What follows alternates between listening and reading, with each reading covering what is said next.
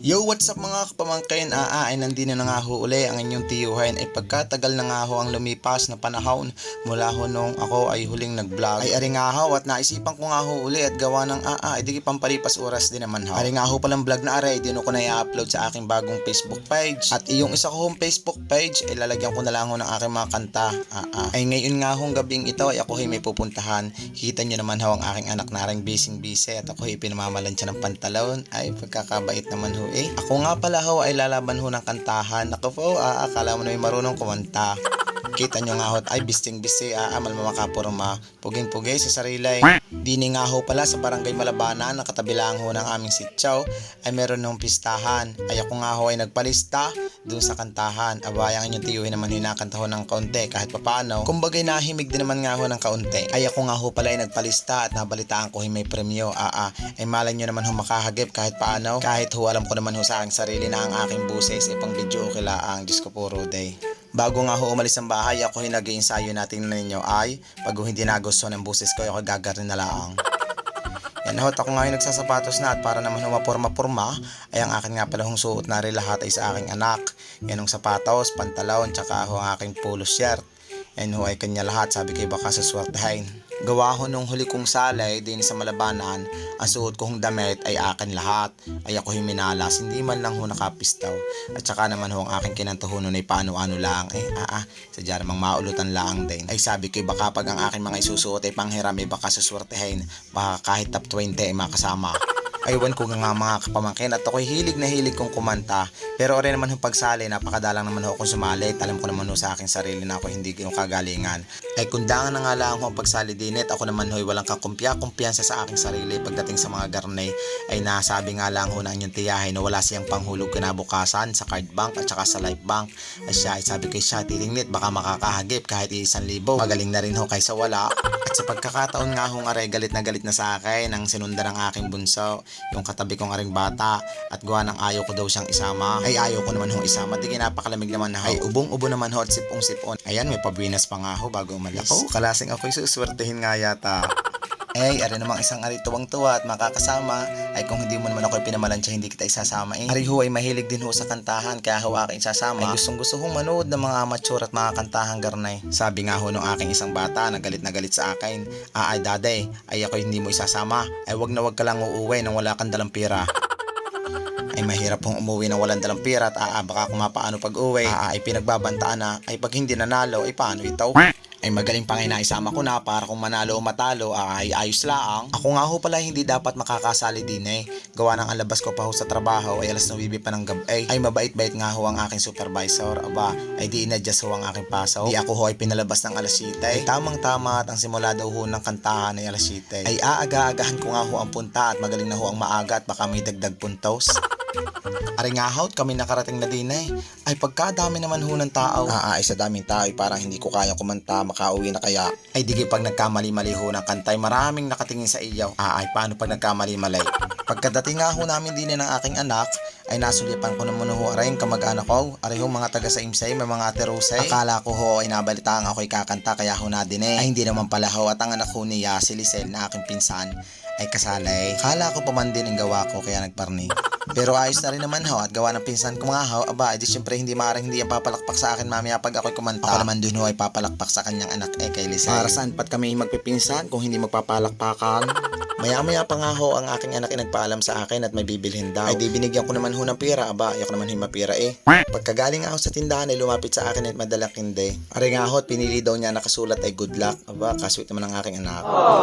Ari nga ho pala ang aking mga supporter, ang aking hipag at saka ang aking mga pamangkain. Sila na nga ho bumunot ang aking number habang ako'y nasa biyahe pa. Sabi nga ho sa akin ako'y pang number 14 at ang akin naman hong pinsan na si Lisail ay pang number 12. Bago nga ho magsimula ang kantahan, ay nanonood muna ho kami ng sayawan.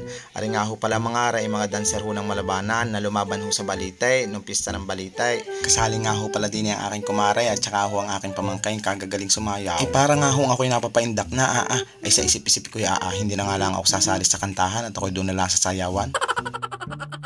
Sumunod naman ho ay ang representative ng Malabanan, yung lumaban ho sa Balitay. Aray yata ho'y nanalo din sa pista. Pagkagagaling naman nga ho ng mga taga Malabanan. Ay saan man dalhin ay panalo ay. At dahil katagal nga ako mag-umpisa, ay sinamahan ko muna ang aking anak din sa labas at binili ko ho ng pagkain at siya daw ay gutom na gutom na. Ay wari ko inaantok na rin ay syempre di akin yung sinamahan at mahirap na humamaya baka ho walang mag-video sa akin. At yun nga ho, at kami nagpangita na ng aking pinsan na si Lisail. Akala mo naman ngayon mga hindi nininervyos. Aring tayo hong aray, ako'y nakailang ihi na. Aring namang aking pinsan, wari ko'y nakailang balik na rin sa CR. Nakaw, ay paano kaya ang pagkanta aray? Aamal mang gagaling ho ng aming kalaban, sabi ko nga ho sa aking hipag, maya-maya ho't pag ako'y naiyamot, ako'y uuwi na. Ang sabi ho ng aking hipag, gay, kaya mo yan? Ay ang sabi ko naman, ate. Pagdating ko sa itaas at ako'y dun hinimatay, ay anong gagawin? Ay baka magkagulo ay sa daming taong iyan. Ay bakit gakako itong nervyos na ito ay parang utang ko? Ay hindi na naubos eh. Ari nga ho pala ang isa sa pinakamagaling na nakalaban namin din. Ay paano ka naman hindi ninervyos na yung pagkarna ng iyong kalaban? Diyos ko puro day. Ay siya, ari ho, pakinggi.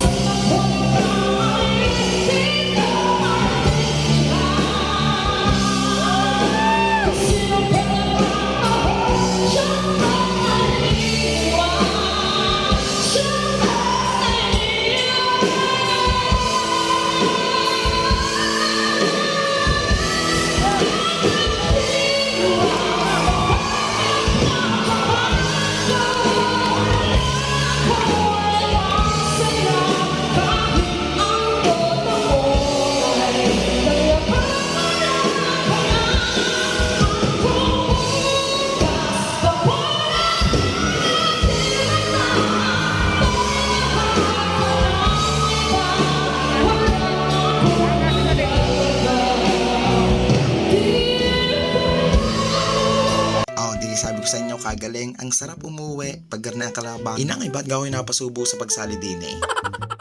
At habang naalalim nga ho ang gabi ay malawang dami ko na hong naiihay. Wari ko'y 2 drum na ho. Ay hindi naman ho pala, 1 tabo lang. Madami pala pag 2 drum. Ari nga ho, sa tinagal-tagal na pag-iintay, nabunot na rin ho ang pangalan ng aking pinsan. Ari ho, pakinggi.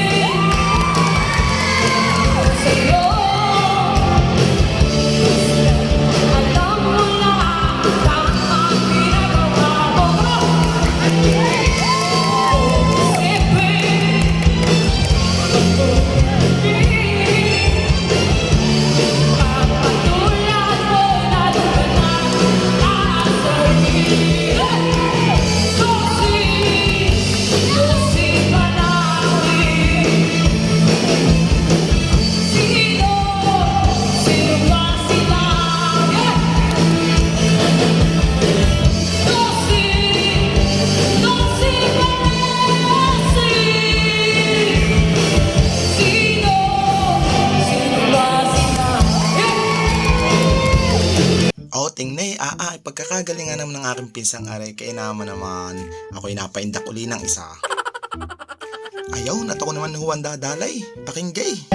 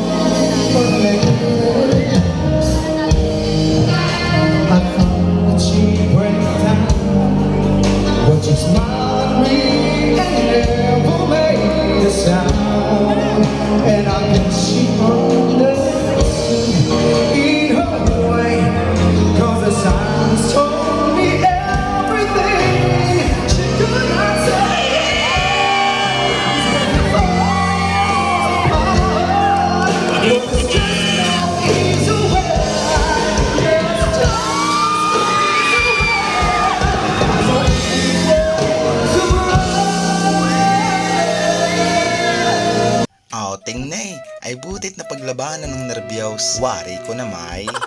At pagkatapos ko nga hong umawit, ay ako'y umuwi ho muna sa amay at aking inihatid ang aking anak at may pasok ko kinabukasan. Ay mapupuyat hong magaling, ay meron yata hong exam, ay patay ho ako sa inyong tiyahin kapag ho nahulog.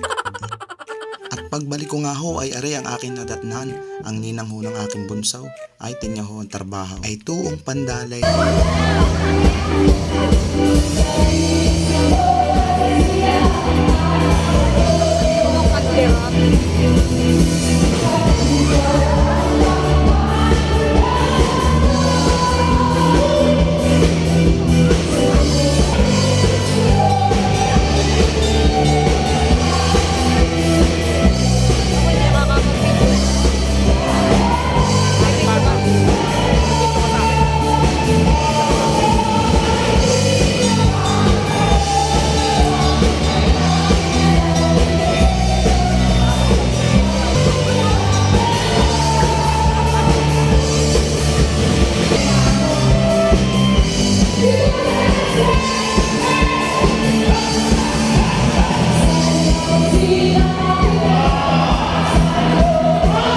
Aba, sadya nga naman hong nakahagi pa eh. Kami ho ng aking pinsana si Lisel ay nakasama ho sa Magic 5. Tingnan ninyo.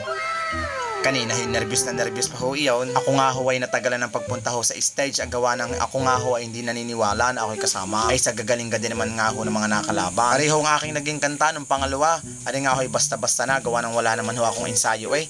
Ay akalain ko ga naman hong makakasama sa top 5. Ay kung alam ko ga nga ho na makakapasok sa top 5, ay di sana ako'y nag-ensayo ng pamalakasan ko. Pero ayos na rin nga ho at gawa ng ang kanta kong are ay bagay lang sa busis ko. Ay kung mataas-taas ho ay takaw ay baka magkalat lang sa entablado. Ari ho, pakinggan.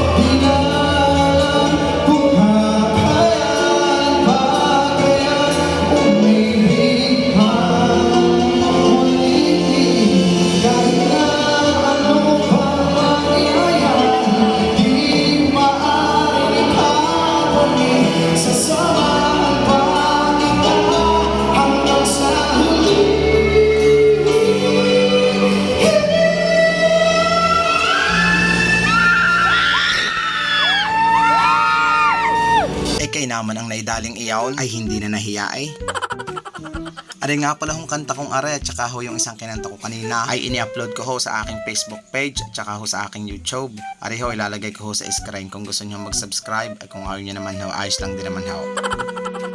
At ari na nga ho, di ni na ho magkakaalaman kung sino ga ho ang number 1, number 2, number 3, number 4 at number 5. Ari napapanood ko lang ho sa TV at saka ho sa mga amateur singing contest ay sa awa naman ho ng Diyos sa pagkakataong aray ay ako'y wala na hong kanerbiyos-nerbiyos sa katawan. Mapang 5, mapang 4, mapang 3 o mapang ilan pa ho ako ay ayos na ho ako din eh. Basta nga ho, alam ko sa sarili ko na ayos naman ho ang aking naidalay. Sabi nga ho ng aking pinsana si Lisel, aba ay ayos na ho at kami nakapasok din sa top 5.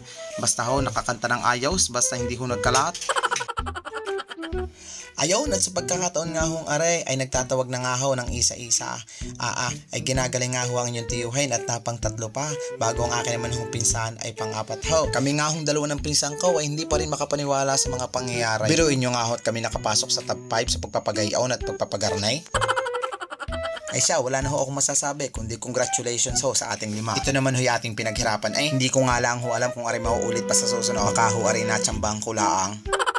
At pagkatapos nga ho ng awarding at nung may pamudmud ho ang aming mga premyo, aba ay di ako hidagos ng pauwi para naman ho may balita ako sa inyong tiyahin. Naku, paniguradong matutuwa iyon. Ayun nga ho, at pagdating ko nga ho sa amin ay ginising ko agad dalay-dalay ang inyong tiyahin. Ay wari ko hitanggal ang kanyang sama ng lasa nung nakita ho ang pira. Nako, may panghulog na. Yun lang ho, follow nyo ako, bye bye.